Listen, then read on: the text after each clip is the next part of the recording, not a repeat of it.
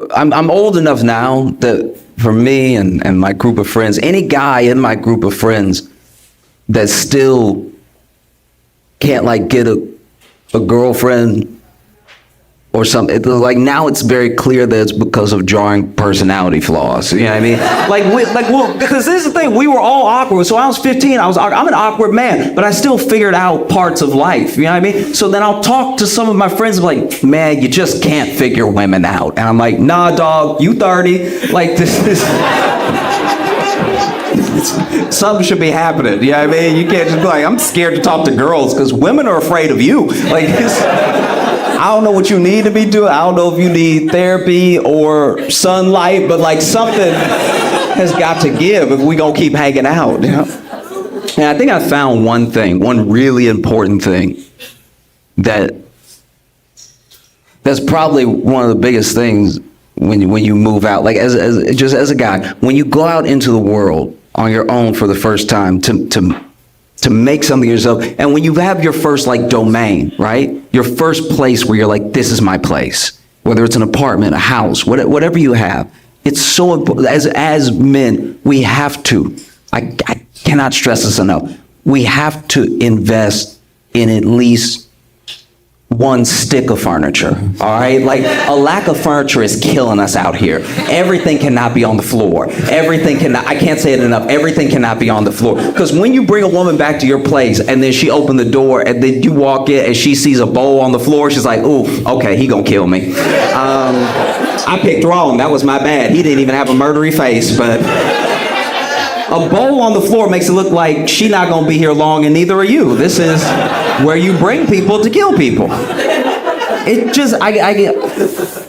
can't stress it enough. I know that we don't care. We're happy. It takes very little for us to be happy. We're happy. But if you plan on having any female companionship, I don't even mean sex. If you just plan on having female friends, then you need to be able to put your things on things. Like, that's not a crazy ask. Just, it's the amount of the amount of friends I have that don't have a chair is so I understand if you don't have a dining set. I understand if you don't have a bunch of chairs, but you live here. Don't you want to sit? Like, this is just one chair. I don't know. Please don't put your books on the floor. Please do not put your books on the floor. You can have the thickest books. You could have War and Peace and Paradise Lost next to each other. But if they are on the floor, she's going to be like, he can't read. He can't read. That's a door stop. That's not, he's not cracking that open. That's a paperweight. No? You don't even need books. If you had a bookshelf and put 2 magazines on it, she'd be like, what a cultured individual. You know what I mean? I'm just saying, the amount of friends I have that are oblivious about this. Like, I'll have a buddy call me, I'll ask him about his day. I'm like, how'd your day go? He's like, man, it was all right. We were having a good time, went out for dinner and everything. Then she get back to my place, she want to get all uppity and leave. I was like, you brought her to your place. You brought her to the place that we hang out. You brought her to the place that I've been, where you live, where you sleep. I'm surprised she didn't call the police. Because that's my thing, it's just, where your things are in relation to the floor is where it looks like you are in life. So I'm just saying, just elevate, just to table height, just elevate. There are good men. There are good-looking men that are good men that are a good table away from a good woman. All right, you're so close. It's not even your personality. It's the fact that it looks like you live outside, inside. That is what is doing you in. Like I get it. I was broke. When I moved to Chicago, I had no money, and I got my first place, and I slept on an air mattress, which was the floor. The air separating you between the floor and where you are, that's not real bed. That's floor. It is floor. I can admit that. That's floor, right? So I was sleeping on the floor with some comfort, okay? So I get it. when you go out into the world on your own for the first time, make something of yourself, you may not have all the money, you may not come from money, you may not have resources. I'm not telling you to get the whole IKEA setup immediately or anything. I'm just saying you should have enough furniture that if you bring a woman back to your place, you have just enough going on to look like you were robbed. That's all I'm saying. Just when you bring her back to your place and you have to make the bookshelf everything, you gotta make it the kitchen cabinet, so then she sees a bunch of forks on the bookshelf and her face starts to screw up, you can turn around and be like, they got me. They got me. I knew this wasn't a good neighborhood, okay? Let's go to your place where it's safe, baby girl. Do you know what I mean? Okay. I have to leave soon. Did y'all see the Alaska flight? The Alaska Airlines, okay, if you didn't see it, basically a piece of window popped off of the flight, mid-flight, it was still flying, it was still in the air, and some window came off, and then just a bunch of plane came off, like a door's worth of plane, it might have been the door, a door's worth of plane came off, and I have been so shaken because we've been shitting on Spirit for a minute.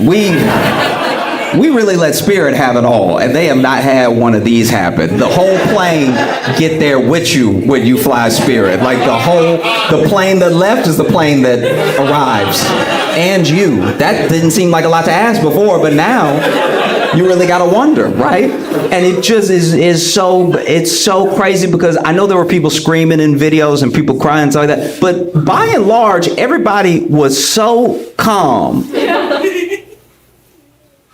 It makes me wonder if if it's an American thing, if we are so bloody, if we are just so traumatized from life in America that a plane can start to come apart mid-flight and you're like, well, I did pay $68, so I guess that's fair, that makes sense. I didn't pay for the whole plane to get here, you know what I mean? I paid for just me, and right now I'm still headed there, so I guess they're fulfilling their contractual obligation to get me somewhere. I don't know. I guess I didn't pay to survive. I just gave them the money to get on. So that's my. I should specify next time that I want to get there in one piece as well as the plane. Yeah. Blown away. Because that's the worst airline for it to happen on. Because they don't. When you imagine if you taking a nap, you mid nap, right? Because you got a nap on an Alaskan flight. You have to, because they don't have the TVs. They don't have the TV. So the only thing that entertain you is your dreams. All right. So then you go to sleep, and then you wake up, and everybody's screaming, and it is louder, right? It is just louder in here now, and a little cold because we are in space. That is way too high to be losing some plane. You know what I mean?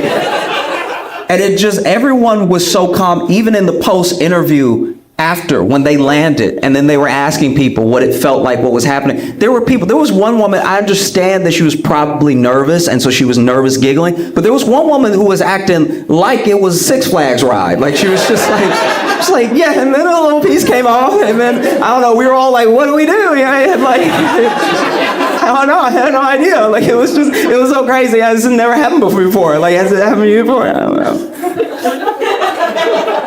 I've been on Greyhound buses where people got more upset about a dump in the bathroom than these people got about a piece of plane flying off. As Americans, we gotta start acting like we used to something. Like this is really distressing that they beat us bloody so much in our travel experiences that we're like, yeah, I guess I'll choose aisle from now on. Do you know what I mean? That's what's up. Because then one of the most amazing things, this is a miracle. That there's genuine miracle. I'm very happy that no one on the flight was hurt. But then there were two seats. The two seats next to where the plane decided to stop being a plane, those two seats were empty because those two people missed their flight, which is incredible, right? You love a story like that. It does make me wonder about that third person, because that means that third person was sitting there. Like, did they take a nap and just wake up like, what the fuck? What the fuck?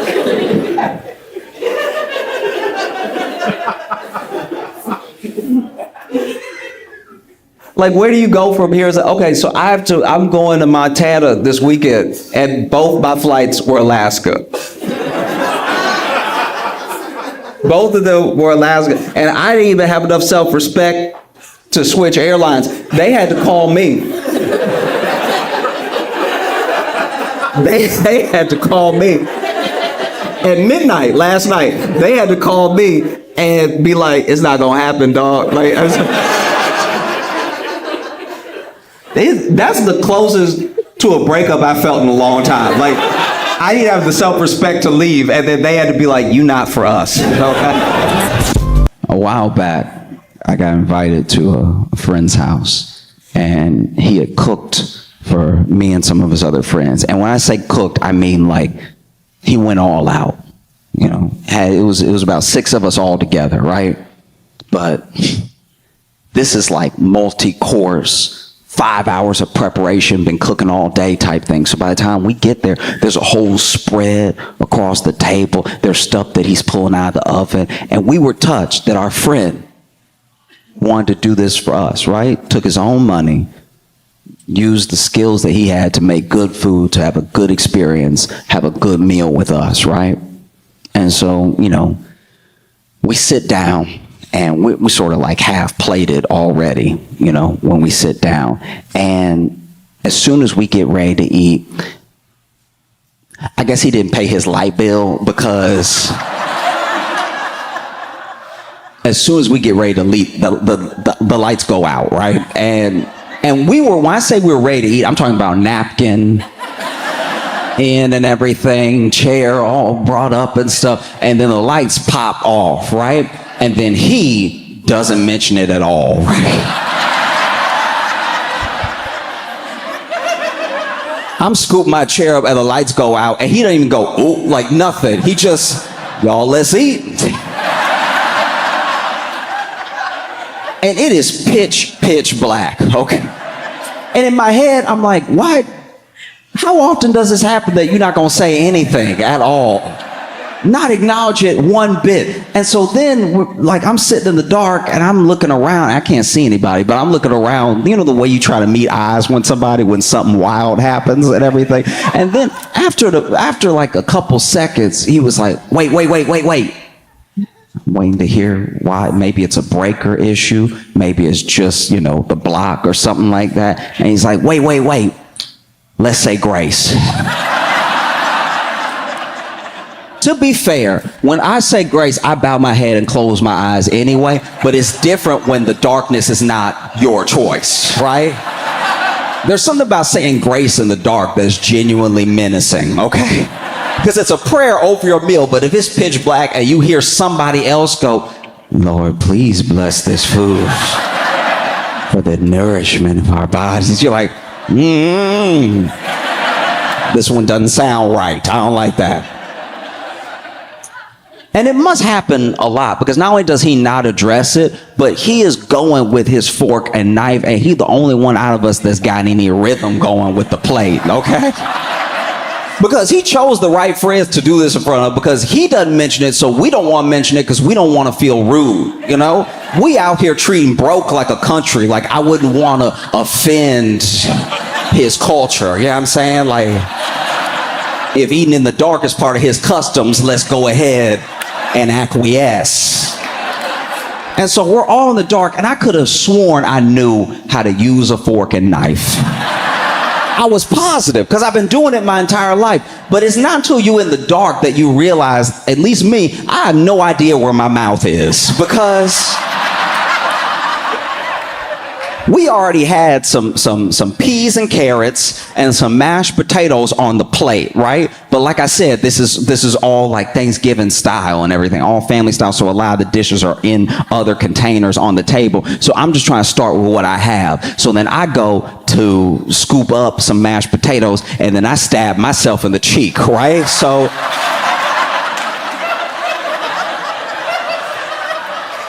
And he had done a good job with the mashed potatoes because they were nice and buttery, which meant I couldn't tell if I was bleeding or not because it was just, because I had hit it hard. I got two prongs in the mouth and 2 prongs on the cheek, but I'm like, that got me good. I need to slow down, right? Because you're not really thinking about how fast your hand is moving when you try to eat. So then I'm like, let me go ahead and attack the peas. But the peas, I can't find my spoon, right?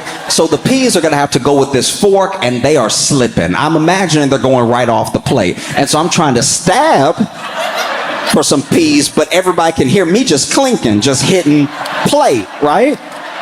And finally I feel a little thunk. That's a carrot. So then I lift up slowly. I bite a carrot. It's hard because he didn't actually cook everything well, just the mashed potatoes.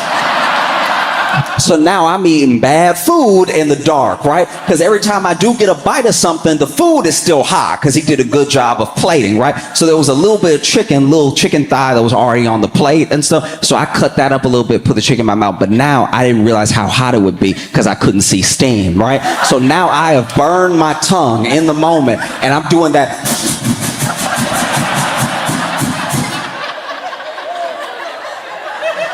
And I'm not the only one, because he is the only one hitting any of this with rhythm. Yeah, I mean, like his fork, you can tell his fork slicing where it's supposed to slice, that he's scooping where he's supposed to scoop and everything. And everybody else, I'm assuming, is just making noise, because there are some, I don't hear any chewing. So I feel like the person next to me was just like,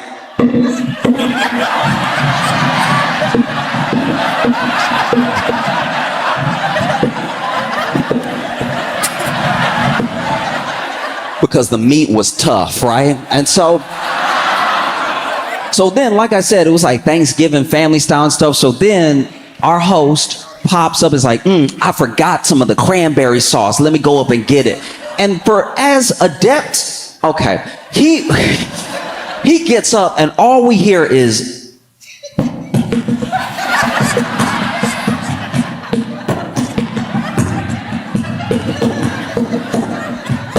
ow.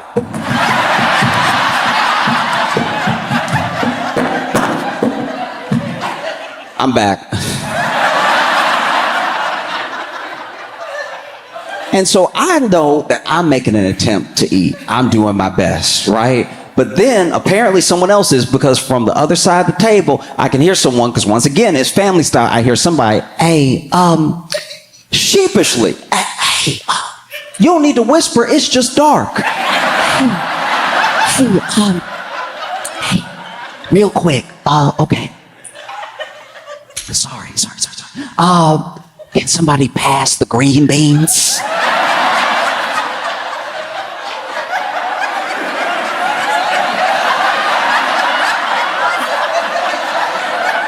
And so then the person who thought they had the green beans starts feeling for the container, right? So now we hear them plopping along the table and everything. And then they finally grab it, and then they from over here, who wanted it again? And instead just saying their name, they're like, over here. So then we had to get the green beans across the table, Marco Polo style. And I could feel people passing it past me, but I didn't want to be involved, right? I didn't want to have anything to do with this whatsoever. And so then I can see, no, I can't see anything, but I can tell that the person to my left is trying to reach for it from the person from my right. And so I'm like, I don't need to help, I just need to lean back. But because they can't see, they lean forward and just grab my face. And then they're like, is this it? I'm like, no, it's not. And so I push their hand forward. They actually grab, I'm assuming, the casserole platter. And then I think they dropped it a little bit, because then I feel a hot splash, right? So I get a hot splash, boom, right on the face. And I'm just like, oh.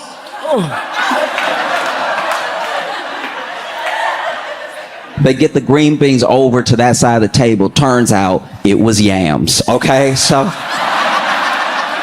and when you go to take what you think is gonna be green beans and it's yams, it's a texture you'll never forget, right?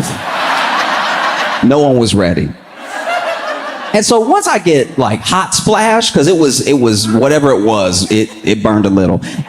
I was ready to go, and it had been some time, you know what I mean? Like, most meals only take, 15, 20 minutes to really eat until you get full anyway, and it had been however long it had been, I don't know. And so I'm ready to go, but I don't want to be the first one. So then I'm not good at it, but I try to throw my voice. A little bit like, well, this has been so great.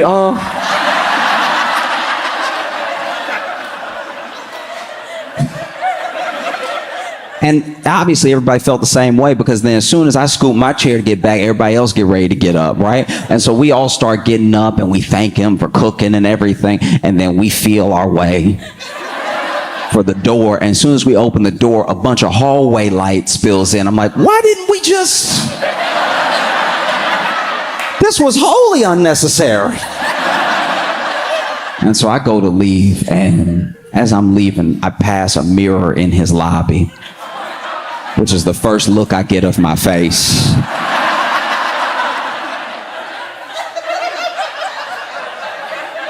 I haven't looked like this after I've eaten since I was a baby, all right? Because I got mashed potatoes here. I knew about those, right? But then I got a little bit of like chicken right here, just a couple of strands of chicken. And then this was gravy. So I got splashed with hot gravy coming down my face. That's why I vet people now. Like, now when people offer to have me over and cook, I ask some of their friends, I'm like, hey, have you been over there before? Are they a good cook? Do the lights stay on? Things that you just need to know before you go. You know, it's a really, really beautiful thing. Black women are having an incredible summer. This is phenomenal, right? Like, just in the Olympics, Lauren Scruggs is the first black woman to win an individual medal in fencing.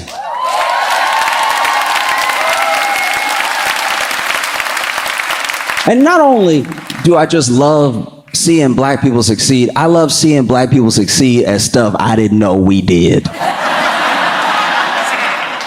So if you don't know what fencing is, because I didn't know. It's basically when people cosplay Bridgerton, all right?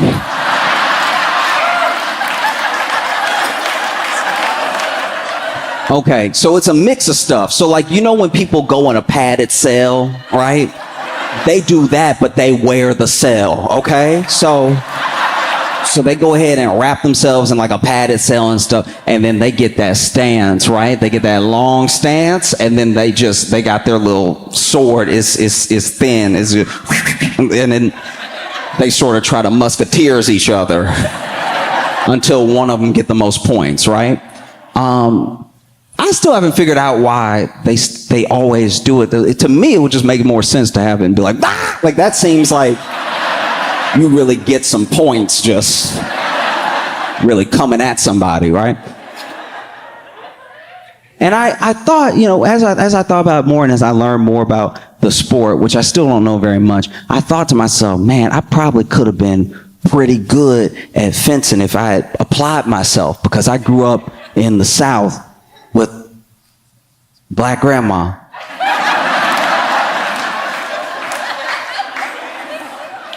So I'm used to the sound of... Because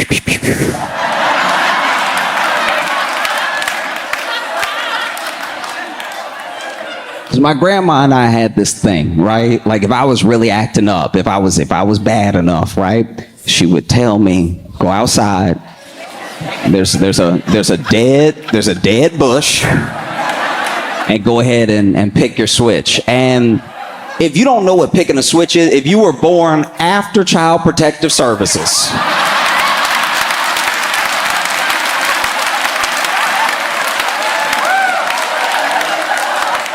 picking your switch was a form, after you've been acting up and go out there and pick your switch, it was a form of psychological torture, because you would get out there and then you trying to pick the switch most likely to break. Because you're like, all right, let me see. I'll let her get 3 good licks in, but then it'll snap and she'll be like, let bygones be bygones, right? And so you go out there, and I would go out there, I'd be testing them. I'd be like, that one got too much bend to it. Let me guess. And so then you bring your switch back to your grandma, and then she go to pop it a couple times, and just out of reflex, you start, whoo, whoo. It's hot, right? I think if my grandma had whooped me just a few more times, I really could have been a medalist in fencing. Like, I could have been like...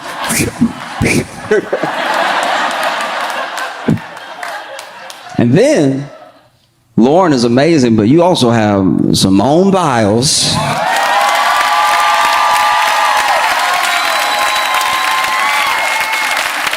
The most decorated gymnast of all time. She won again today. I thought they were done.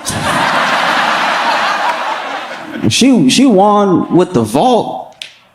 A lot of people are amazed at how high, how elegantly, just the way that she moves through the air, the strength that she has, the grace in her movements and stuff like that. And some people are surprised at how high she can go and all that stuff. I'm not at all. I'm surprised that she comes back down to earth. Because when I saw just a picture of her doing the vault, and when she flew, I was like, y'all, she gone. She going to space.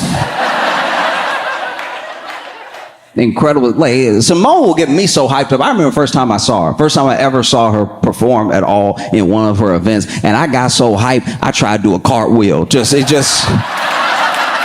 That's what I can't stand with people that are good at stuff. They make it look easy, and then you do it, and then you almost snap your whole spine. Because she did some routine where she was like, boom, boom, boom, and she was just everywhere and nowhere at the same time. She was flying, she was coming down, and then she got done, and I was like, ooh, that's so cool. And then my back hit the wall. I just started sliding down. Even outside of Olympics, you got Kamala Harris.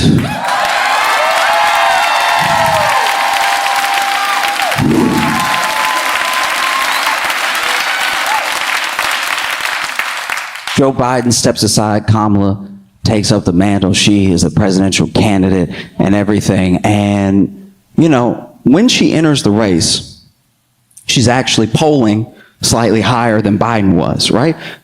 Really like giving Trump a run for his money to a certain degree. Like, she's polling a little bit higher. And then in the time since, she's been polling, ticking up, and everything. And there's just been so many instances of like let's say she's on camera or something. This happened a few days ago. She was walking up the stairs already. An improvement, right?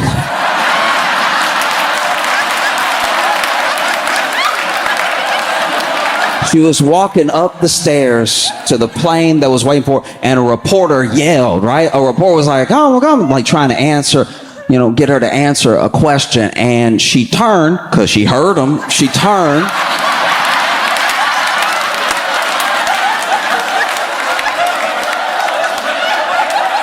She turned because she heard him, right? And then he's like, have you picked a VP yet? And she went, no, not yet.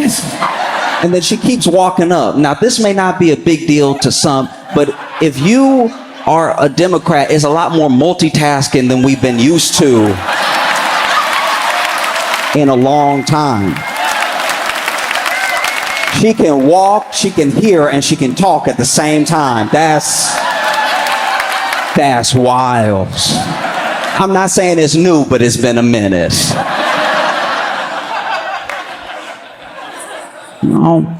And just when it felt like her campaign couldn't get any more momentum, Trump went to the National Association of Black Journalists.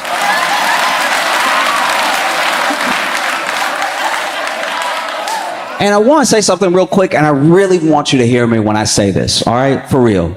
Please, right? Please hear me when I say this. I think that it's important, no matter who you are, because other countries are better at doing this than we are sometimes. No matter who you are, I think it's important for someone to go where most people oppose them and express their ideas. I think it's important because it's important for us to have discussions that are real. A discussion where the person who believes the thing said the thing to you and you're not hearing it secondhand from someone you already agree with. Part of why we are the way we are right now is that people don't really want to listen to someone that they are diametrically opposed to. They want to hear from someone they already like, but someone you already like tends to believe what you believe. So then we're playing telephone with each other's ideas sometimes. Right? And so I do think that it was good what he did. He went to a place where he was not gonna be lauded over, was not gonna be like babied with what he's trying to say. He went to a place where he was opposed. I think it's good what he did. He just shouldn't have done this. Do you see what I mean? You know what I mean? Because he went to the National Association of Black Journalists, and this is my thing. A lot of people didn't really talk about this, but they were opposed within the group if he should come or not. There were some people that were like, we shouldn't platform him. I can't believe y'all are even inviting him. And there were other people that said, hey, look, this is a presidential candidate. We need to hear out whatever it is he has to say because he could potentially become the president. So you had both those ideas bouncing back off of each other, bumping heads. And then you had me. I was in a very particular camp, which was let them cook.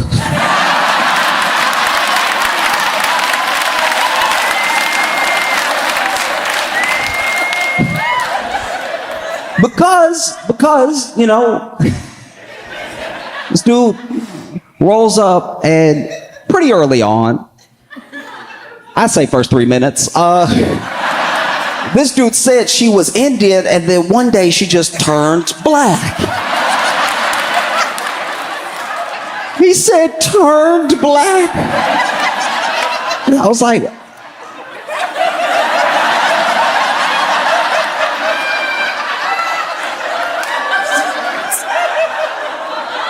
Donnie, what else you got? That's a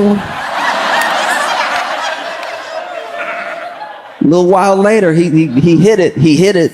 I didn't know if it would come up again. I've been waiting. He hit it. He was like, the immigrants are coming and they are taking the black jobs. I've been wondering what a black job was since the debate, because he said at the debate and nobody called him on it. Nobody caught it or anything. Black jobs. And then one of the women up there, because it was 3 women interviewing him. 3 black journalists were interviewing him. And one was like, sir, what is a black job? And then he was like,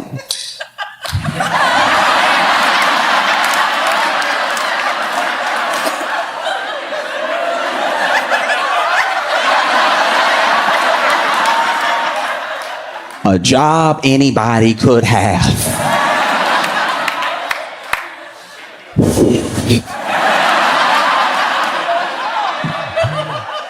You know, and look, I don't know Kamala. I don't know anybody on her campaign or anything, but I know that they had to be watching. They had to be watching that the way that we watch Powerball.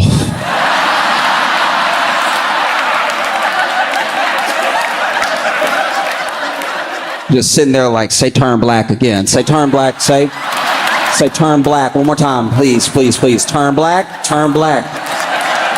I'll be happy with a Negro. Can we get a Negro? Turn black or Negro, please. Did y'all? Okay. I'm trying to figure out how I feel about it. I guess what I thought would happen happened, but you know, that whole Epstein list came out. I know, right? And it was pretty underwhelming. Like, they were like, drop the list January 2nd. And then January 2nd came and they were like, sorry, January 3rd. And then they dropped the list and everyone was like, just mouth-watering on Twitter, everywhere. Everybody was like, Jesus, list, it's gonna shake up the world. you know, and everything's going to change after this list comes out. And then the list came out, and a couple people we thought were on it. And then when I saw the rest of the list, I was like, oh, that's right. I don't know any rich people. That's my bad. I don't really move in the circles for this to be a scandal. Because any name on the list that wasn't already a celebrity, I have no idea who that is. It could be the head of a bank. I don't know. Whoops. It's very interesting. It is also, I guess, a bit weird because if you on that list, if your name just came out, it's kind of weird because you really can't die now. Like, you really got to hold it together for quite a while, or else if you die, they're gonna be like, he was a bigger part of it. It's like, oh, jeez. No, it's a weird list. It's a weird gathering of people. You know what I mean? And not everybody went to the island. I'm not taking up for anybody because, once again, I don't know them. But some of them, a part of me feels a little bit bad for because they took a trip when the jet was going in the other direction. You know what I mean? Like, the jet goes to the island, but then the jet might go from New York to Philadelphia real quick. And then David Copperfield's like, I ain't got shit to do with this. What the blood? Motherfuckers asked me to come over and do some tricks. And then they dropped me off at Indianapolis. I had a show. No. It is weird, though. I think the thing that scares me most about the list and our response to it was that we thought the list would have everyone that we know on it. But what were we going to do about it? Do you know what I mean? Like, think about that, really. Like, we thought all of these, like, celebrities would be on the list. It's like, all right, what were we gonna... Like, was the plan to... Like, I don't know. Unless we were gonna kill him, what does it really matter? Do you know what I mean? We're just gonna be like, oh, you... You know what I mean? Really think about it. It's like, if you know, whoever... Let's say Aaron Rodgers was on the list. We're gonna not let him play? I don't know. Feels like we didn't really have a plan there. We just wanted to see it, kind of like the burn book for Mean Girls. And then we were gonna just go about our day. Because it says a lot that we expected powerful people to be on the list. It kind of shows that we have no faith in them to begin with, right? So then, we might as well just treat them like they were on the list and get rid of them. Like, it just feels like... But Jeremy, I don't know why we needed a little bit more evidence that Lindsey Graham was shitty or something. I mean, like... I'm trying to be, like, a more... like, chill person. I think I get carried away sometimes. Like, I'll overthink things, and it gets me into this. I don't want to be a combative person, and I'm not combative outwardly, but in my head, I'll be like, "What does that mean?" Or I will overanalyze the situation to a point where I'm having a bad time. Right? Like, it can't even be called a restaurant. I went to a fast food, like, chicken spot, and I ordered and they gave me my food. And I truly cannot remember if I asked for napkins or not. But the cashier, he gave me too many napkins. All right? He gave me a concerning, offensive amount of napkins. He gave me so many he gave me napkins. It was making a statement in my head as he was going, because he put, okay, one napkin is not enough. If you get a meal and they give you one napkin, they're like, fend for yourself, right? 2 napkins might be enough. Maybe you're going to wipe your hands, you're going to wipe something down, whatever. 3 napkins is a perfect amount. 4 or 5 starts to be excessive. He gave me a clutch of napkins. He gave me what I can only describe as an unhoused amount of napkins. He gave me napkins like it was going to be my blanket and my pillow tonight. He gave me, because he used the full width of his big ass hand to grab all these napkins and stuff them in the bag. There were so many napkins in the bag that if the bag had flipped, my food would have been safe, right? It was such a deeply offensive amount of napkins, because it just felt like he was saying, you can't take care of yourself. Like, he's like, yeah, it felt like he was saying, you gonna spill a lot. I can tell just by how you're standing that you spill. When I was talking to a friend about it, my friend was like, well, maybe, just maybe he recognized you and he was trying to give you the hookup.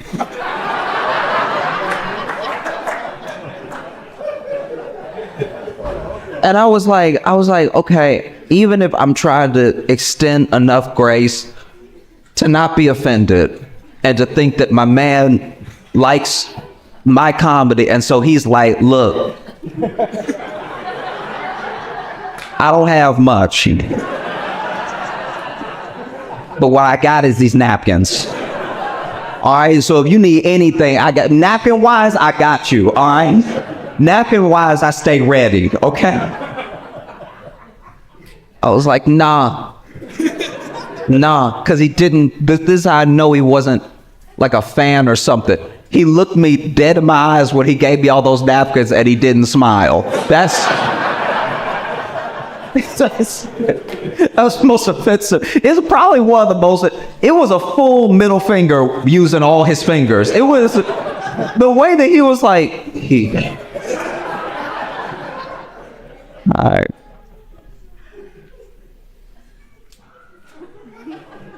Deeply distressed. Okay, did you by any chance see the dude who jumped the judge? Okay, this is so.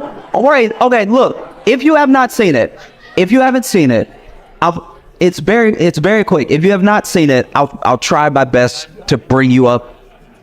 Okay, so basically, I didn't know everything was happening. I had to read about it after I saw it. But in the video, you see a judge and what I think is a stenographer.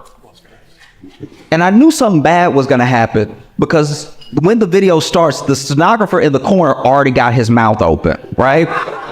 And so the stenographer is looking ahead and going, and that is because, I don't know how big this man is, but there is a man already in the air flying towards the judge, okay? Now, I don't know because of the angle, I don't know if he got a running start and started flying, or if he just flew from the defendant's stand. Like, because you know that table they got the defendants at, right? From the angle, it just looks like he jumped from there over, and then no judge's bench is eye level, all right, ever, okay? Which means he didn't just jump across and clear that space, he went up, and it is so sad that our first black superhero is this guy. Then okay, so then he jumps over, he full Soulja Boy over the judge's bench, lands on her. Now, I knew he was gonna get her when I saw him in the air because she was getting out of the way too slow. Because I think even I think in her mind, even she was like, he gonna bust his head on this bench trying to jump up here to get me, because she was kind of cold with it, where she wasn't freaked out even though he was flying there, which makes me feel like this must have happened before. And most people don't make it. Like, most people don't clear it and then they bang their head on the bench, you know what I mean? Because for the bailiff the bailiff is nowhere to be found. He clearly jumped over the bailiff, right? Because the bailiff was probably like, the stenographer was over here like, God dang.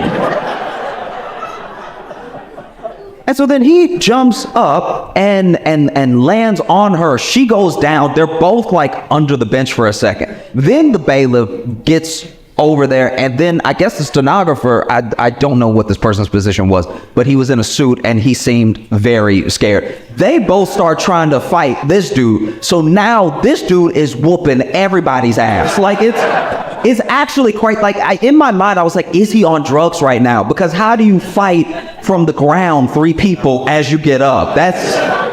You don't even see that in the UFC, right? And you'll never believe, okay, so she was denying his probation and she was about to sentence him, which is when he jumped over the bench and attacked her, right? And she was sentencing him. His case was battery with severe bodily harm. He did battery at the battery case. And I don't know what the other situation was. I have no idea. But she was about to sentence him. And I don't know how much time he was about to get. But it sounded like she was about to be like, I'm going to have to give you 8 years. And then this man was like, I'd like life, please. I'm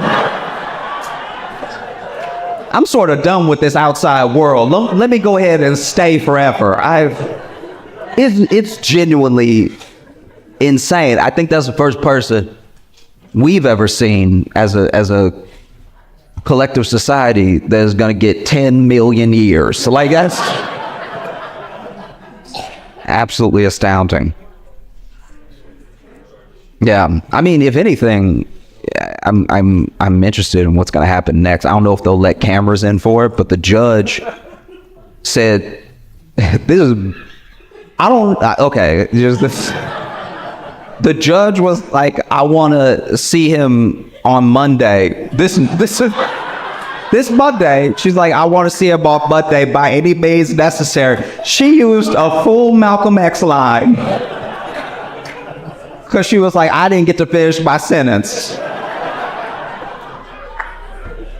Okay, one time when I worked at Trader Joe's, this is so wild, because I also avoid people who are openly angry in a way that is, it's one thing if I watch something happen to them and they're angry, right? So like if I watch someone get kicked out of a place or something and they're angry about it, I know why you're angry, I think. So now if you happen to look at me or engage with me, I can talk to you, right?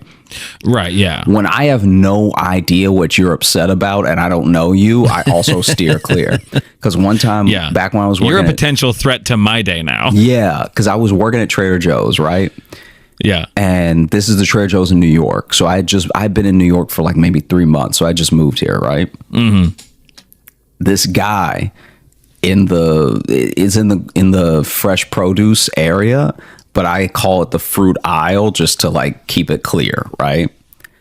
Right. So he was pulling one of the plastic bags that you pull when you want to put a bunch of apples in it or just a bunch of the loose fruits together. He was pulling one of those, and the little seam that's supposed to catch the clip to break, it must have missed, so he pulled way too much, right? Okay. This is where we've all been there. This is very common thing. Yeah, this is where things go off the rails. So then, like everything I've said up till now, normal. Yeah, like you've said, this happens to everybody, right? Happens to everybody. It's very common. This dude pulls. Happened to me the other day. The rest of his arm comes down from him pulling, and he loses his mind. Okay. Oh. This dude he just got fired. Yeah. This like dude, something happened before the store. It was to the point where I was wondering if he worked at Trader Joe's and then got fired the day before, and I just never met him. That's how mad he got. So he pulls it, right? Yeah. As he's pulling, his arm goes down the rest of the way. So now he's got like 9 bags that he's pulled. Okay. And he's like, I don't want this many lemons. And then he drops the end one and then just tries again and then pulls another bunch instead of just breaking the one that he had in his hand. But Yeah, now how is that the solution? I have no idea, but you don't think clearly when you're angry because he's visibly angry now, right? Yes. Yeah. And so then he pulls again, and now there's like at least 20 bags that have been pulled out of this roll, and there's bags that are like there's bags that are like on the floor now, all still connected, like a whole roll of toilet paper unrolled, right? And so it's just these green bags. And so now instead of trying to pull again or break any of them, he just punches an orange. Okay. This dude punches an orange. And Well. I think that once you break the seal on your personal level of anger, you're I just thought you were going to say on an orange. no. Yeah, when you break the seal on an orange, all hell breaks loose.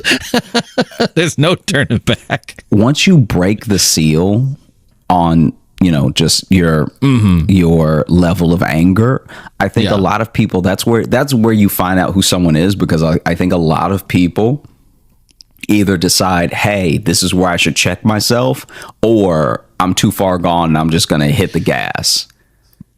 Yeah. In a fight, in an argument, there's a level, there's a ceiling that people have. And once you go past that, that's who you find out who's like, quote unquote, crazy, who you find out is like a fighter, who you find out is Right. a crier, like all that stuff. Because Yeah. that's the moment where you realize you're angry and you either start to see red or you start to calm down, right? The emotion takes over and you're in like a free fall now. Exactly. Yeah. And so this dude punches the orange, and I think for him, clearly punching oranges is cracking the ceiling. Cause then this dude still with the green bag string in his hand, the strip of green bags, just keeps punching oranges, right? And so then he starts screaming. He's like, oh, like, and it's not a scream that's like to get attention. It's a guttural low scream, right? Like he's essentially just being like, oh, you know what I mean? Yeah. Punching- The noise of a mental breakdown. Yeah. That's what it is. punching oranges, orange juice going, right? Like this dude is getting orange juice all over his face. And I've never been so scared of orange juice because he had just enough of it on his face to look like blood. Like, Right. like you knew if he had been punching a person, his face would just be covered, right? Yeah. And then I want a glass of fresh punched orange juice, please. so he must have punched like 8 oranges, right? And they're layered on the on these like little cabinets because the display is wooden. So it's not like he's punching a stack of oranges like you'd see at Walmart that are tilted. He's punching like a stack of oranges that are on this wooden cabinet, Yeah. And that's why he's making so much juice, is because there's nowhere for the oranges to go. There's no escape for these oranges. There's no escape for these oranges. So anyway, after he punches the 8th orange, he tries to storm off. And as he's like turning around, in his punching, he's just got the bags wrapped around his arm. So now he tries to walk away and he's just pulling more rolled bags like toilet paper. Oh no. And that dude walked out of the store with like maybe 100 bags trailing him. That's all you can do, I think. You can't finish shopping. You can't just. That dude left sticky. Yeah. I was going to say, now he's sticky and covered in plastic. But yeah, you can't do that and then just look down at your list, cross off oranges, and then move on to the next thing. It'd be so funny if he didn't want oranges. He just want plums, but then bow, bow, bow, bow. Like, and I get it too. When you're angry, you don't think clearly. You just get frustrated. But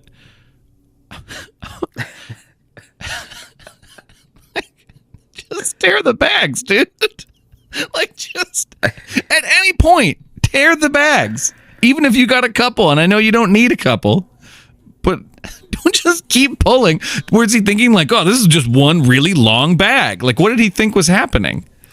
I would have loved to have a conversation with him or be in his head because I mean, be in his head. You don't want to talk to him. because well no, just later in life, like today. This was years ago. So I Yeah. think I could talk about I think maybe he's over it by now, right? Yeah. And I'd love to like because you know how Or he's still serving time for it. yeah, I'd hate to be the person who ran into him on the street and just be like, "Hey, buddy, are you all right?" And he just starts swinging, right? You can't tell Yeah, why yeah. his punches are so tasty, you know? Why are your fists so sweet? Yeah, this dude assault is delicious. He'd have beat the hell out of you, and you're like, "What was a little hint of Florida?" Such citrusy violence. I can tell I'm being hurt, but I think I'm also getting vitamins. Yeah, yeah. At least this dude smells good, right? Yeah, he punched a cold right out of me. Emergency be damned.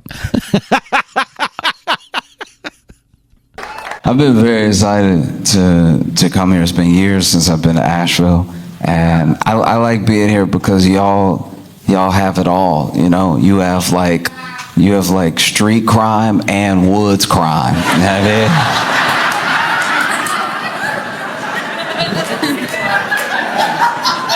You know what I mean? Like, this is one of the only places in America where a deer could get shot with a Uzi. You know what I mean? Like, y'all really moving out here. No, it's incredible. I was, last time I was here, we were on the road and we were headed to a show, and there was a dude. Okay, there's no good way to pop out the woods. I'm trying to be fair to him, right? Like, I don't know what I was expecting. I don't know how it could have been better, but there's no good way. This dude,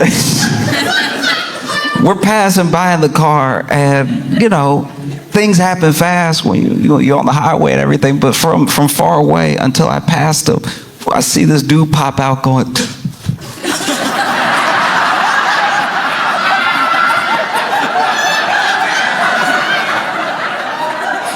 And it's so hard to tell if he needed help or if someone else needed help. Do you know what I mean? Like, you either the victim or the assailant, but you looking like you could be equal parts right now. You know what I mean? Because it wasn't like his head, like it wasn't like he had an injury or something. He's like, oh, what happened? He looked surprised that there wasn't more woods to run through. This dude popped out of the woods like there was supposed to be more trees. This man popped out of the woods and froze. And my friends and I were just looking at him in the car as we passed. One pointed, and okay. He ran out of the woods as if to be like, oh, I made it, I'm free. Or, damn, they got away. I can't tell which one it was. No, because he was dressed. It wasn't like he was a naked man, but okay, even if you're wearing clothes, there's a certain amount of legs open that make you feel naked to other people. You know what I mean? The fact that he ran out it doesn't matter that I have pants on right now. This is a very naked stance to take. This doesn't look, these aren't regular clothes stances. And so the fact that he ran out of the woods and stopped and was looking around, it's like, you might as well be naked because you're making us a naked amount of uncomfortable, you know? My man busted out of the woods. And, I wasn't next to him. I was in a car. Thank God I was in a car. But you could just tell from looking at him, he breathing heavy, which means he was running in the woods for quite a while. Looking around all low. Why? Just stand up. Like, do you know what I mean? There's nothing to hide behind now. So being this low, legs open, looking around, this is a much more comfortable position to look around in. This man ran out, and we saw him. Okay, so we saw when he busted out of the woods, we were pulling up, You know, so we saw him bust out of the woods, and then one of my friends pointed, and I know he couldn't hear us. I know he couldn't hear us. Like you should know I know that. I know he couldn't hear us, and the windows were up. He couldn't hear us, right? But my friend was like, "Do you see that guy?" And right when he said, "Do you see that guy?" This man, I turned, I look, and he looked at me. Now I know I'm in a moving car. He probably just looking in my direction, but I screamed like he was in the car.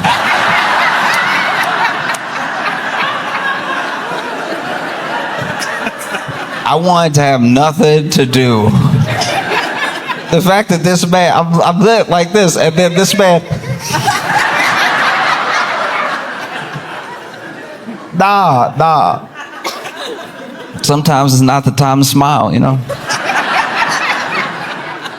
Now, smiling after running out of the woods, I think you are the assailant. I think that you. But no, it's great to be back. It's great to be back in Asheville with you.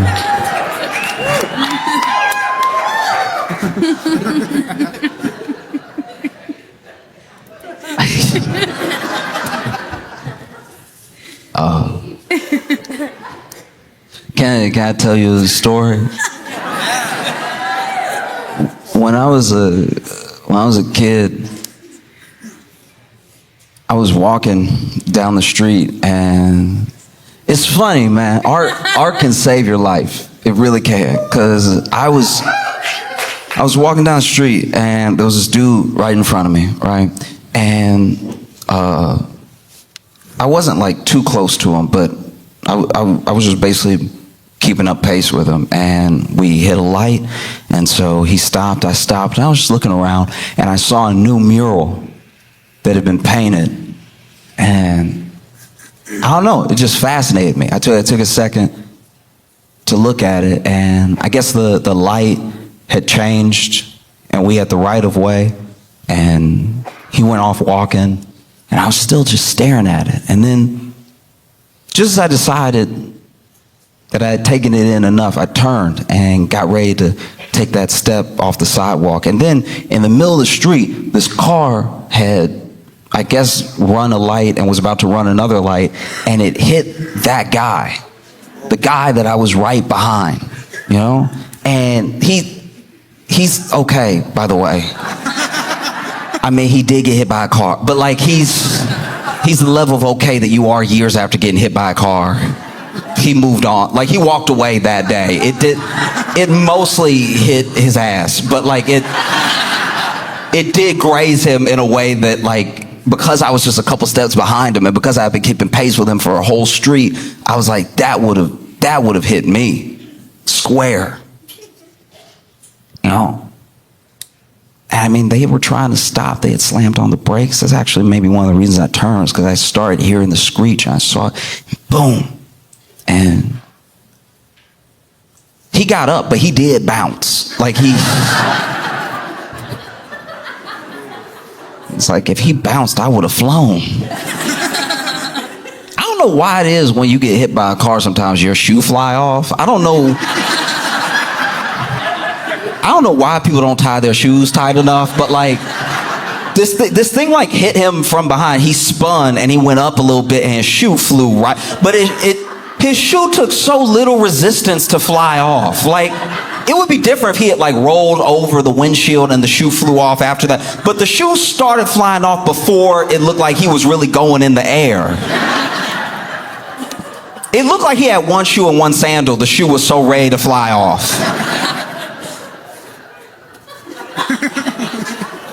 Anyway.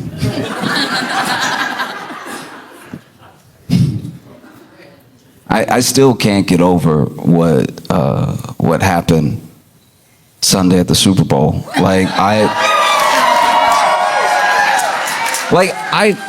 want to be clear about something, right? I watched the Super Bowl not really rooting for any one team, just sort of watching to watch. This is a big event and everything. And the Chiefs lost harder than the Eagles won.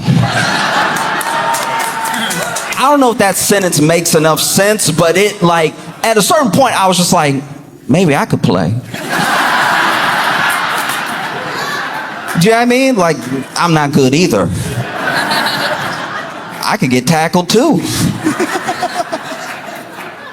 Oh, that was rough. That was hard. There was one point where I was watching it and I was like, guys, you want to watch a good game. Like, in my mind, you want to watch a good game, especially when you don't have any loyalty to any team. You just want to watch like a really fun, wow, that's crazy type game. And it was such a thrashing that I was like, y'all, not in front of Taylor.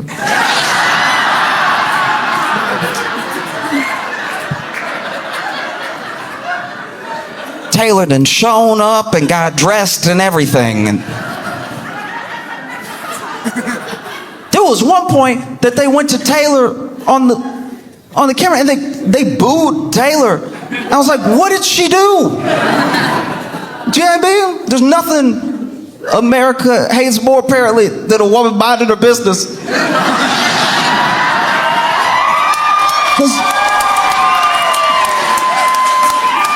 Because even she was like, I couldn't have done anything.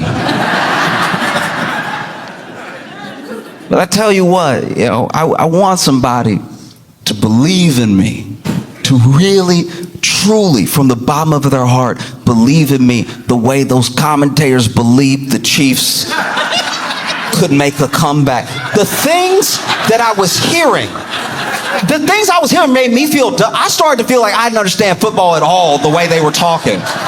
They were talking so wild about, so first 10 points that the Eagles got, they were like, hey,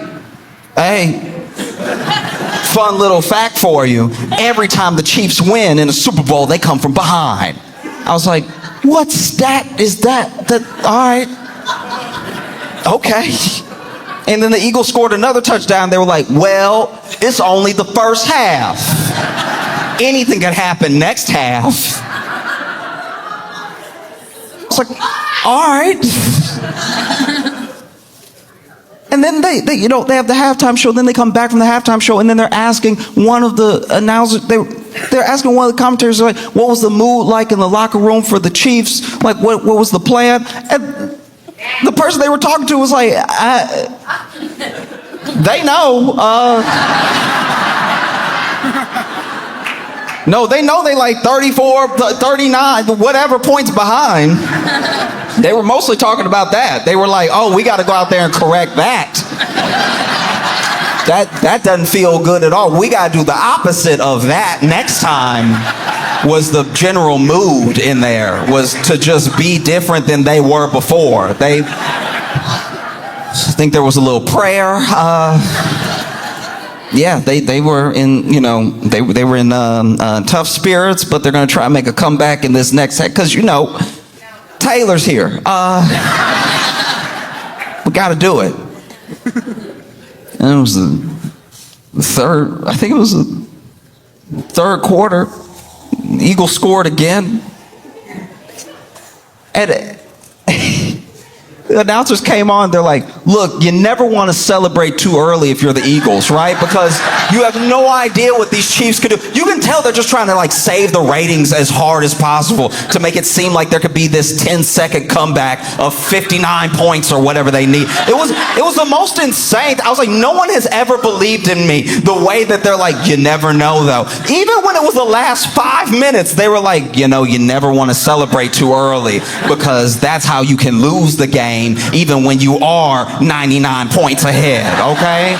It's the hubris that loses games. I'm sitting there like, do I not know how to count? Like, it's too many sevens away. I think they got it.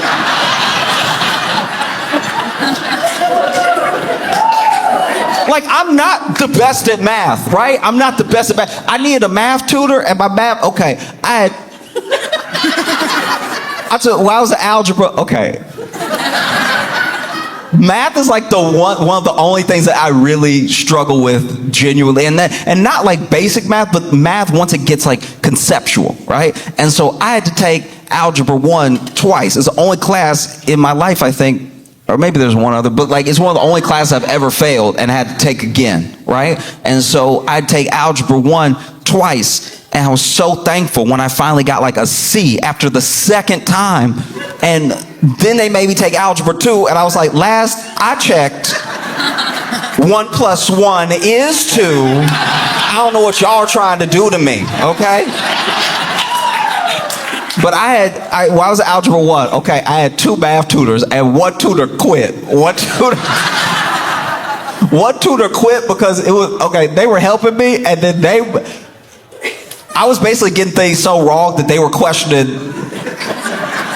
They had to get away from me before they didn't know algebra anymore. And so then I knew I was bad. I knew that algebra was like never going to be in my job description because my second tutor, there was one time we were working on a problem and she stopped herself just short of fully saying it, but she saw me struggling so hard. This woman almost said, sound it out.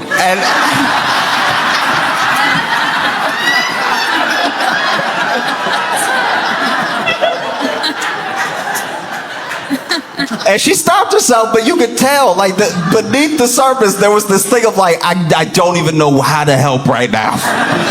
And don't get me wrong, I'm not judging. I hate when people look at the efforts of like elite athletes as if they're not all incredible. The Kansas City Chiefs are good. They were just bad that day against the Eagles. I throw a football like I just got an arm. So I'm not going to be over here judging too harshly, right? It's just the way that they fought so hard. Oh no, they can pull it out. Trust me, they can do it. You know? And then my friend shared a theory with me. This was crazy. This dude told me, I was talking to my buddy David, and David said, because I told him the thing I just told you, right? I was like, I've never seen a game like that where they've tried to make it seem so even the whole time, even though the numbers were on the screen. And my buddy David said that Tom Brady was one of the ones really pushing that narrative, and he thinks that it was because Tom Brady is jaded from the fact that off of this potential three-peat, people are already calling Patrick Mahomes like a GOAT, like putting him in that conversation. And so they're like, they're basically lifting up Patrick Mahomes very quickly and very young, very like, you could even maybe say a little early in his career for the GOAT conversation. And then Tom Brady, who's obsessed with the game and gave so much of his life to it, sees that and feels some type of way. And so he was basically telling me that every time they did that, that was actually just Tom Brady digging in. And I watched some of it again, and I think he might be right. Because it was coming off hella sassy when you watch it back with that context. Like when you see Tom Brady commentating on the game, he's like, yeah, Mahomes. I mean, you never know with these Kansas City Chiefs and how good Mahomes is. Maybe he can come back from 30 points. I mean, maybe he's just that good. We don't know, right? A lot of people are calling him the GOAT. I mean, not today, but a lot of people are calling him the GOAT. So maybe he could do it. Interesting strategy, getting sacked again. I've never seen anything, but this Patrick, he's good. He's very good. He's probably used this as a strategy to lose by so many points in the first half that he really comes back in the second half. Because he can, because he's Patrick Mahomes. You know, back when I was playing, I tried to not get sacked, but I guess if I had been sacked more and then won after that, people would be more impressed, but isn't it?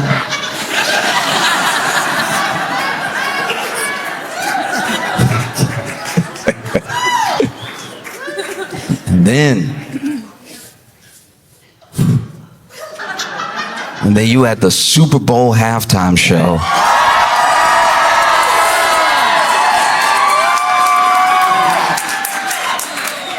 By Kendrick Lamar. This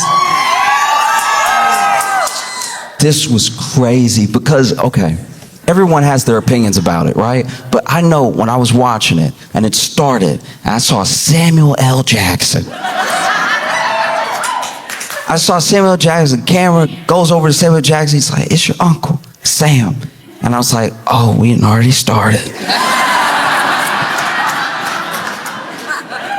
that was dope. That was dope to have Samuel Jackson as Uncle Sam was dope, because one thing is obviously the little like wink wink cute thing, right? But one thing that Kendrick is incredible at doing, something I haven't seen people really be able to do, whether it's through music or imagery, is layers to a story. And there's multiple layers to everything that happened, right? Samuel Jackson is playing Uncle Sam in Body of America, welcoming us to the great American game. The great American game is in the game of Kendrick's life that's about to play out, right? That's why we see the PlayStation controller on the football field, the game as in football, and the game as in the thing that we're all in, the thing that we all play. Whether you feel like you're playing it or not, you're a part of it. You know? And one thing you have to watch out, because Kendrick leaves these Easter eggs and stuff like that, you also can read so deep into it, you go off on a deep end, where if you were able to talk to Kendrick, he would be like, nah. The internet is full of them. The internet is full of like, yeah, so then he had these dancers come out in red, white, and blue because Drake, because he beat Drake blue, and then you gonna see red because we beat him so much that the red comes out and Drake is white. Like, I think that's a very misguided take. But you can get there. It's very easy to get there. You start searching, hunting, trying to read into every little thing. And if you're not careful, yeah, you go off on some deep end. That's not what anybody intended, you know? And this dude says it, because that's the other thing. He sets you up with some pretty fire lines that make you start digging. He specifically says, you wouldn't get the picture if I sat you for hours in front of the Louvre. So now even I'm digging. I'm like, oh, okay, yeah, the Louvre. All right. Drake is Canadian, French Canadian, the Louvre.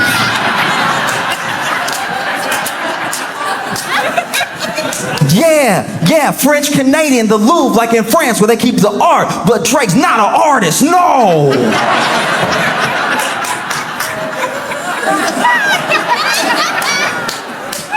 No, that might not be it. That might be, that was dumb, my bad. And so he does the snippet, some people are calling it bodies, and then he does Squabble Up, and out of nowhere, after Squabble Up, Samuel Jackson comes out again, no, too loud, too reckless, too ghetto. One of the things that if you've been black in America at any point you've heard about yourself, whether you overheard it from people talking behind your back or it was told to your face, too loud, too reckless, too ghetto, there's something wrong with you just being yourself. You know? And it's delivered by Uncle Sam. Right?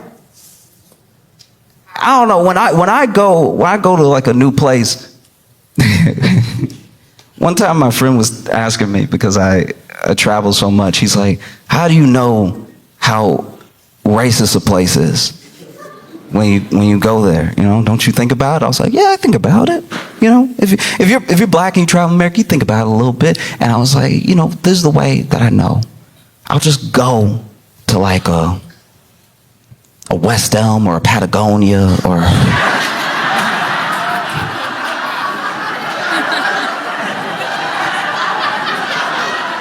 a Lululemon, or I'll just walk in and look around, do a little shopping, and just smile at people. And however long it takes them to smile back is probably how much danger I'm in. You know, you go into Patagonia, you smiling at everybody, hey, and you get a couple smiles back quick. You're like, all right, we're safe. But if you walk into a West Elm and everybody just looking,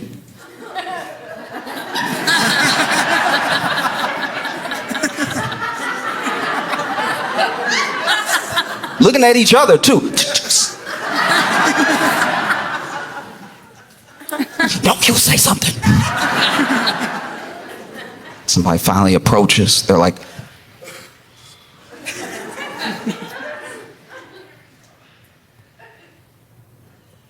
can I help you? I know we're not staying there tonight.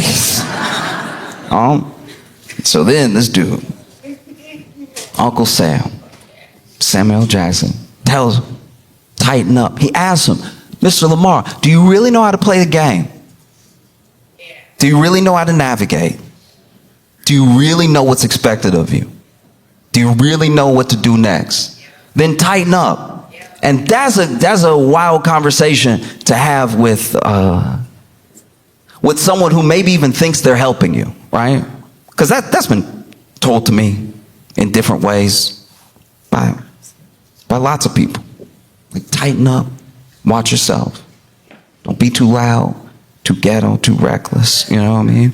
And sometimes it's white people, sure, but sometimes it's older black people that I know that just want you to be safe because they know how the game is played, right?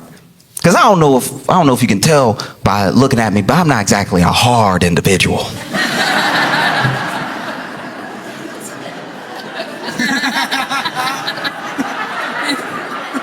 Do you know what I mean? Like, I'm not.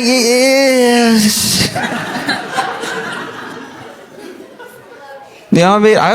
Not only am I not a hard individual, I remember one time, my mama tried to raise me to be a gentleman, and there was this one time I was in college, and I'm working on a group project, and one of our classmates was ready to go to her car, and she was like, "Hey, does anybody mind walking me to my car?"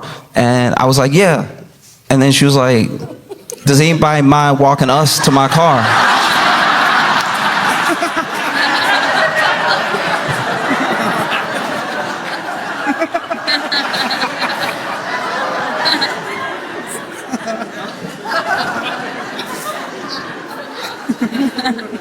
I'm not a hard individual. I'm smiling at everybody. Literally, I use the smile test. That's how I know if a place is safe or not. I smile. I make myself open, right? I show I'm no threat. And I even got in trouble with my friends one time because we were walking down the street in Chicago and made eye contact with this cop, and he was like mourning, just a little passing mourning. And then I didn't realize it came out like this, but apparently I was like, "Officer."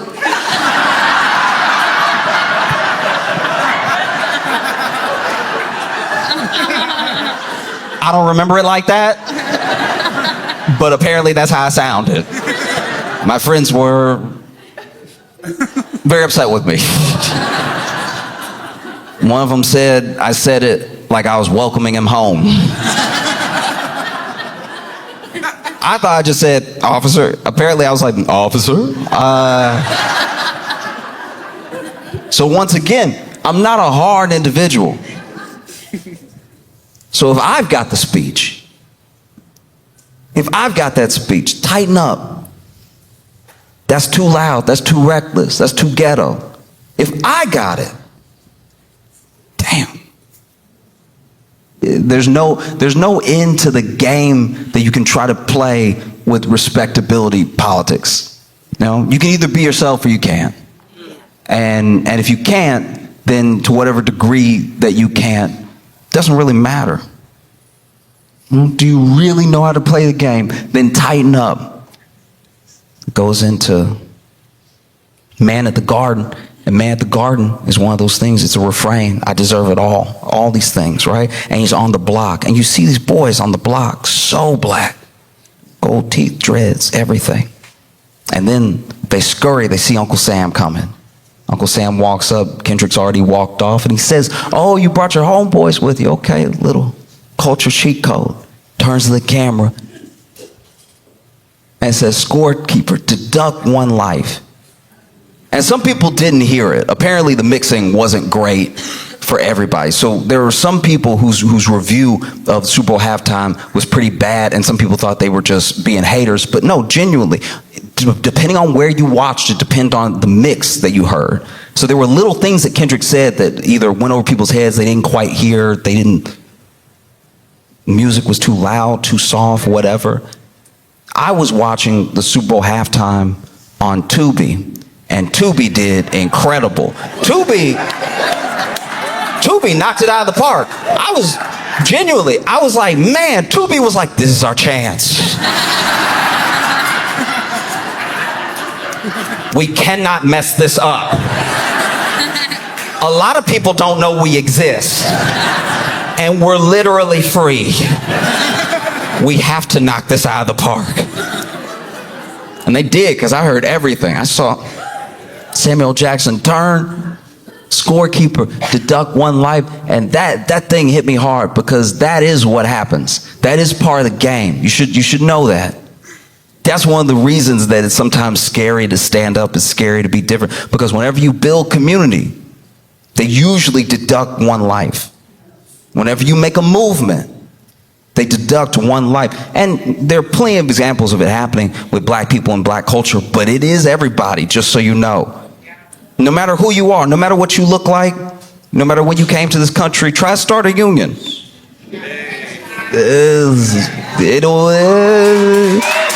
And look, it might not be you. They might miss. But it is what happens.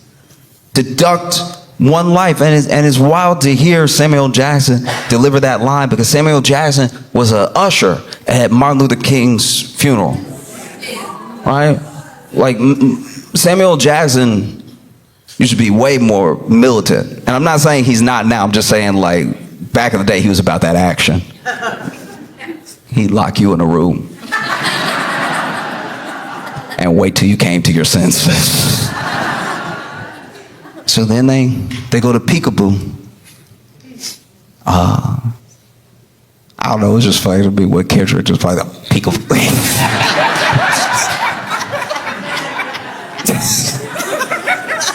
I had to laugh. People have so many theories about peekaboo, about him using Luther and all the stars, SZA coming out, being on the triangle. Like, I'm not acting like I caught every single thing, but I know that when Samuel Jackson pops up again and he says, yes, see, that's what we want. That's what we want. That's what America wants. Nice, calm, you're almost there. Don't mess this up. Right? Yeah. Because if we're being honest, that is the truth of the matter. People, even sometimes people who love hip hop, love black people, love anyone different the way that people love those tigers they take pictures with. I don't know if you've ever been on Tinder, but every once in a while on Tinder there'll be somebody with one of their pictures is just them next to a full-blown tiger, hugging them, and the tiger's sedated as hell. The tiger is over here.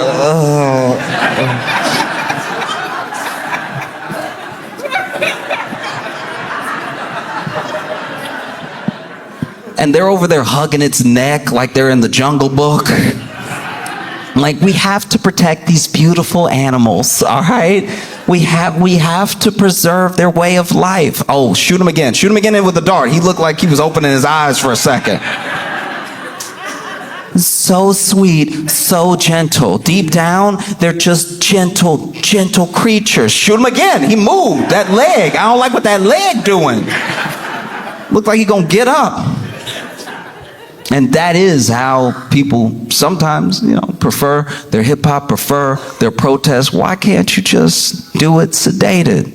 Why can't you just tone it down a notch, right? And then he plays Not Like Us. And people lose their minds. I loved him. I loved him playing it because of what he said when he started it. 40 acres and a mule. This is bigger than the music. They tried to rig the game, but you can't fake influence. That's wild. If you really think about those lines in any context outside of the Super Bowl, outside of Drake, the song Not Like Us, everything, they still stand all on their own. How many of us feel like we're in a rigged game? And it was beautiful to watch Not Like Us get played on that world stage, you know. Drake tried. He tried his best. That dude tried his damnedest. Not only did he try, that dude went to Australia. Not only was he not in America, he was under the earth.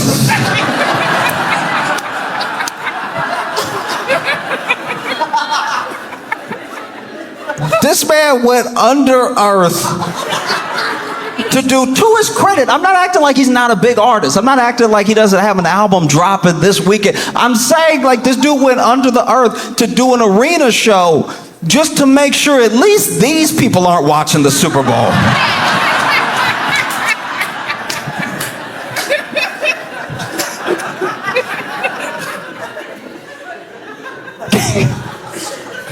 Can you imagine? You go to that Anita Max Win tour, you paid extra for tickets, you pretty close, and you get a little curious.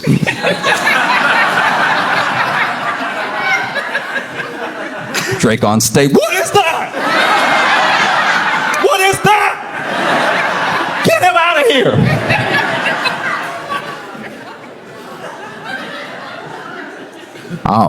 Then, you had that dude. That dude performed Not Like Us. When I was what was it, like 2 years ago? I went to visit my friend. Now my friend had a baby years before that. By the time I met his kid was 5 because we hadn't seen each other a really long time. And cutest kid. It's crazy that my friends are having kids because I can see, you ever see somebody who looks so perfectly like a mix of their parents? You see perfectly both of those people in this new person. And we were supposed to hang out all day, and he went and we were in the kitchen, and he grabbed something for us to drink. And so he had poured himself an almond milk, poured kid something, was like, "Will you want anything?" I was like, "Oh, I'll just take that." And then poured me some. He's like, "I'm gonna just go ahead and get changed. I'll be right back." He goes upstairs, and now it's just me and his kid. And I'm like, "How you doing?" He's like, "I'm good." And it's crazy because he even had I'm just meeting this kid, but he already had my buddy's mannerism. Just that shoulder thing. "I'm good." It's exactly like his dad. "I'm good." It's like, "Oh, okay. You having a good day?" He's like, "Yeah." You know, it's like, "You excited? I think we're gonna go to the zoo or something." He's like, "Yeah, sure, I'm excited. Be fun, you know." And then he turned around and he knocked my milk over.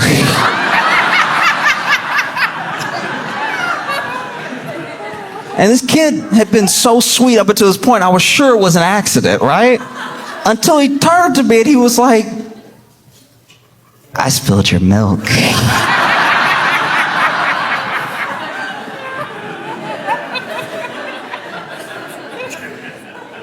And when I tell you that thing was imprinted on my memory, like I had actually forgotten about it for these like 2 years.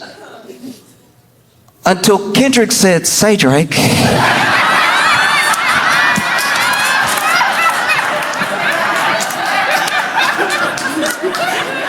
Kendrick Lamar has an incredible smile, but he always seems to use it for dastardly deeds. This man said, "Say, Drake." I haven't been that scared. I know he was talking to Drake, but even I was at home like, ooh. Like, that man whipped around and said, "Say, Drake," like he just ran out of the woods.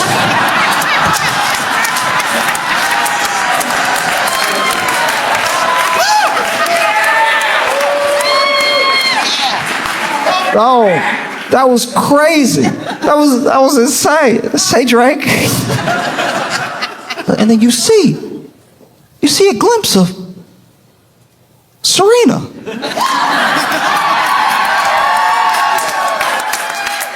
I couldn't believe I saw Serena dance. I was like, "Is that Serena?" And Kendrick and Dave Free must have known we wouldn't believe it was Serena because then they showed her again. I was like, "Well, that is Serena!" That's Serena over there, crip walking. Which if you pay attention to the layers, You pay attention to the storytelling. One of the most beautiful things about Serena being on stage, crip walking, dancing, right, is not just as a sort of FU to Drake, right? Because it is. Because her and Drake, you know.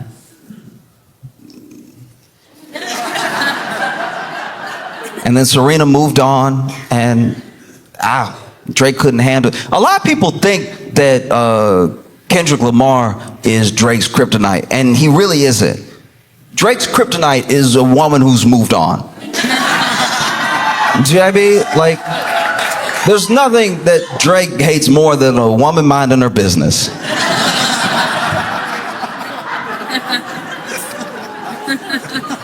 And so he would make songs, little sneak disses at Serena, little sneak disses at Rihanna, all this stuff, right?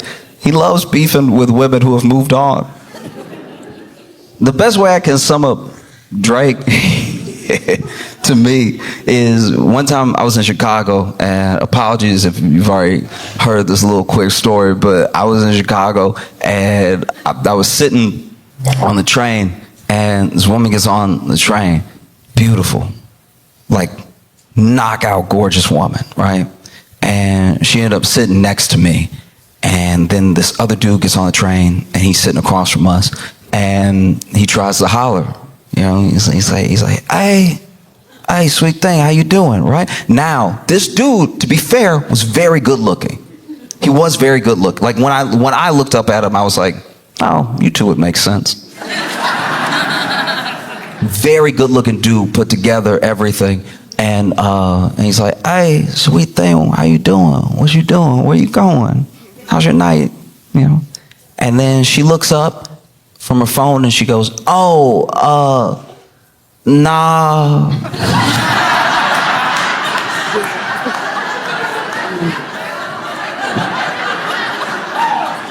And I hated that I was sitting next to her because I had to turn all the way around.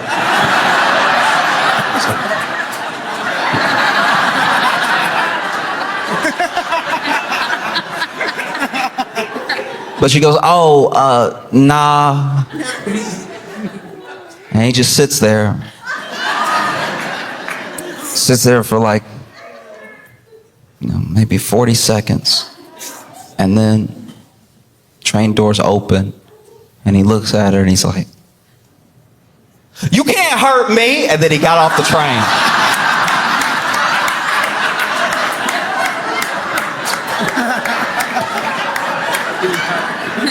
And that's what a lot of Drake beefs with women feel like to me.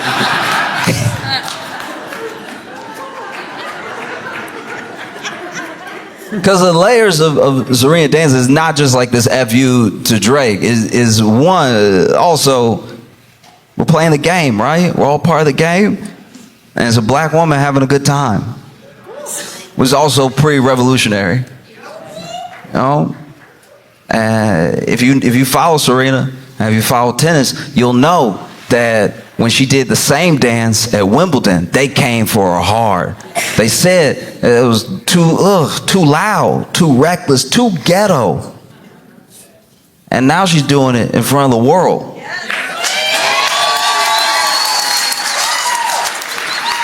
In front of the world with nothing but joy and people cheering her on, right?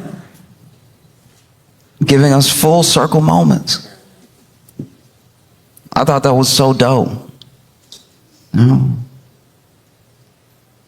I even tried to do it. I hurt myself. I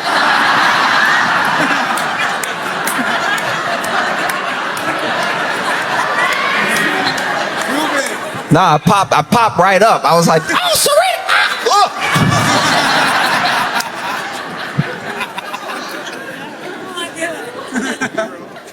And I think that one of the most revolutionary things you can do is just have joy.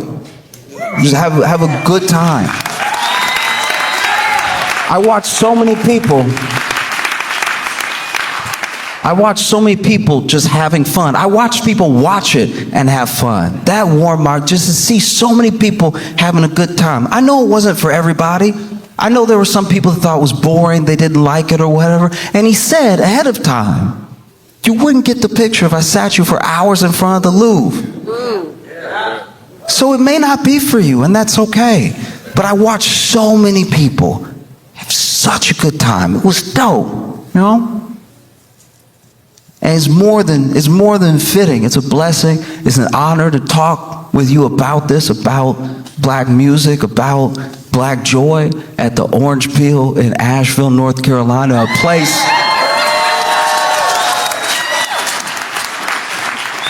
that in the 60s and 70s had incredible black acts, you know, was sometimes one of the few places that they could get booked, where black-owned radio stations had DJs do party nights. Like, it was great to be here, and I appreciate you having me, you know?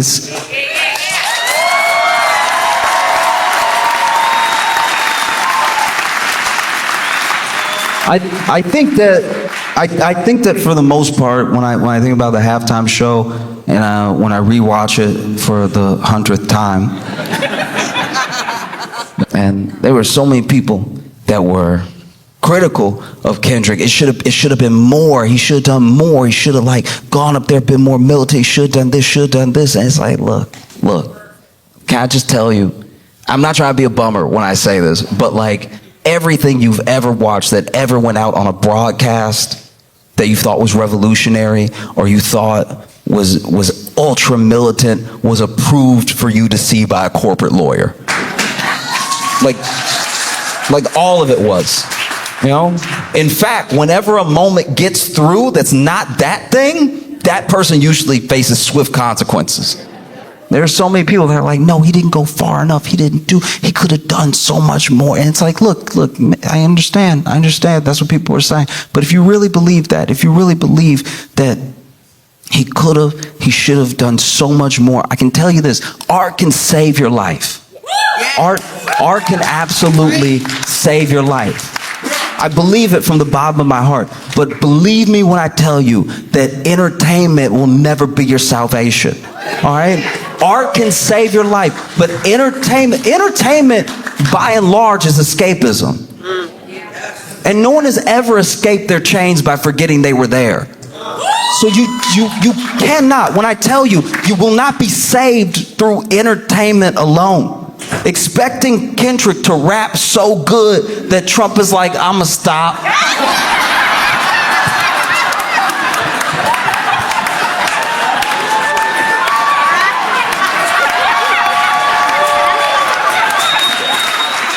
Like, be serious.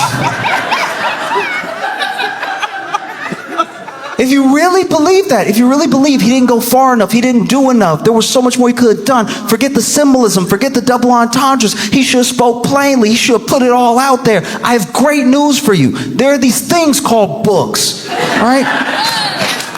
There's these things called books, and every revolutionary that the government was scared enough to murder, almost all of them wrote one before they died. And they're so confident that you won't read it, they have it for free at the library.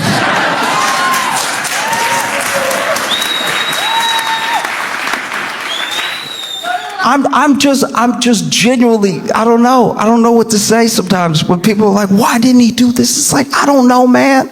I'm not in his head. You know, he's great. You can't expect him to save you. He did an entire album where he said he wasn't our savior. The whole album where he was like, yeah, but I rap. I think it was incredible. I think it was a phenomenal show, especially in a year and a time where there are people that would have Black history disappear. You know, there are people that would have us forget. And I think the only way to stop Black history from going away is to make more of it all the time. Make new history all the time, new moments, you know? Because so many people were like, man, it was so boring, I didn't get it. And it's like, it's the most watched thing right under the moon landing, but I'm sure that was hate watching. You're right. I think that whatever you take away from the performance, if it's art that touched you, that made you feel something, that's good. That's all you can hope for. But if you want like a revolution, if you want change, you're probably gonna have to go outside and get some or make some. That, like, if you want, like, because then, you know, he plays Not Like Us, and then we all scream Mustard. DJ Mustard comes out, they're dancing. And one thing I really loved about the performance, genuinely from the bottom of my heart, is that almost always what people will do, the Super Bowl thing to do, is go out there and play your hits. Make a medley that reminds us why we love you, right? And this dude, he did some of his hits, but he mostly did this GNX album. He even says it when they start playing TV Off. This is GNX. We came here from Compton, California to party with y'all. Master. No. Then the Super Bowl halftime show ends after he hits that TV Off, game over, cold stuff. And then they come back. Tom Brady's like, well, let's see if Patrick Mahomes can like really bring it home. Like, he's so good. I've heard he's great. I've heard he's fantastic. So I'm sure he can come back from this 2,000 point deficit.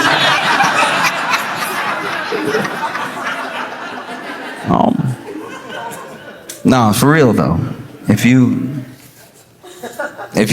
want change, art can save you. Entertainment will never be your salvation. And so if you really want to see a different neighborhood, a different country, a different world, you probably have to turn TV off.